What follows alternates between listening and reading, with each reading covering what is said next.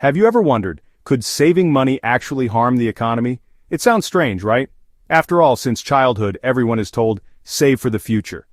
But here's the twist. What is wise for one person can sometimes be disastrous for society as a whole. This puzzle is known as the Paradox of Thrift, a concept made famous by the economist John Maynard Keynes. And today this video will break it down so simply that even a fifth grader could understand it, with real stories, real consequences, and real solutions.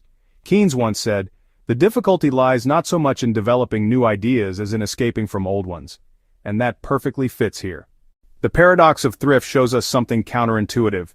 When a person saves more, it looks smart.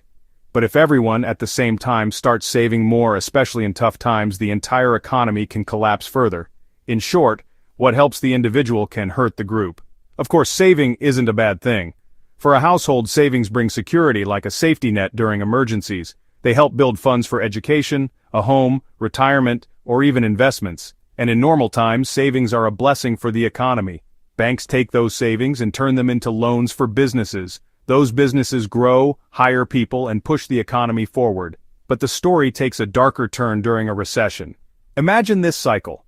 Families worry about the economy, so they spend less and save more. Shops and companies suddenly see fewer sales. To survive, businesses cut production, lay off workers, or reduce wages. With job losses, people earn less income, and with lower income, saving becomes harder, not easier. The paradox strikes. Instead of boosting security, the economy shrinks and total savings across society can even fall. Let's make it simple. Picture a small town. One day everyone decides to save an extra 20% of their income. Families stop eating out, stop buying new clothes, stop upgrading gadgets, restaurants lose customers, clothing stores shut their doors, tech shops go silent, business owners fire workers. Soon unemployment rises. Now people have less money, their plan to save more fails, they end up spending less and saving less. The entire town becomes poorer. That's the paradox of thrift in action. Keynes understood this problem. He believed that in a recession the government must step in as the spender of last resort. How? By fiscal stimulus, investing in roads, bridges, public works, schools, and health. This creates jobs directly.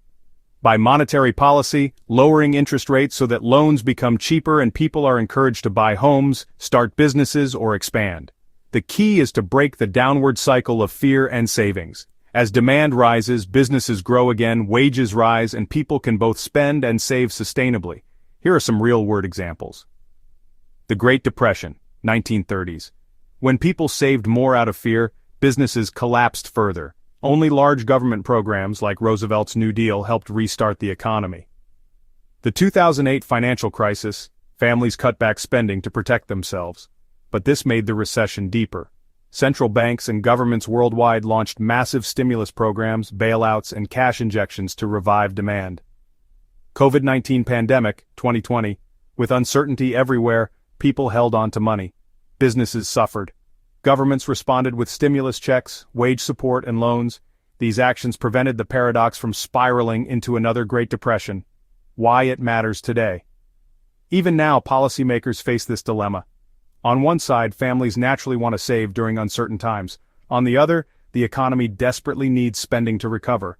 This is why governments sometimes encourage people to shop local or give tax rebates. It's not just politics, it's economics. Finding balance is the challenge, encouraging healthy personal saving while keeping enough spending alive to fuel the economy. So, what can be done in real life? For households, keep saving but don't completely cut spending. Support local businesses. Think of it as strengthening your community and indirectly your own financial security. For governments, invest in infrastructure, healthcare, and education during downturns. Put money in the hands of people most likely to spend, like middle and low-income families. For businesses, diversify products, build resilience, and adapt quickly to consumer needs. This reduces the shock when spending patterns change. The paradox of thrift teaches us a simple truth. Sometimes, what is wise for one person can hurt everyone if done at the same time. As the American investor Warren Buffett once said, "The best chance to deploy capital is when things are going down." In other words, the worst times for the economy can be the best times to invest, spend wisely, and help fuel recovery. So next time you hear that saving is always good, remember, context matters. Because in economics, just like in life, balance is everything. That's the paradox of thrift, explained simply with real-world meaning.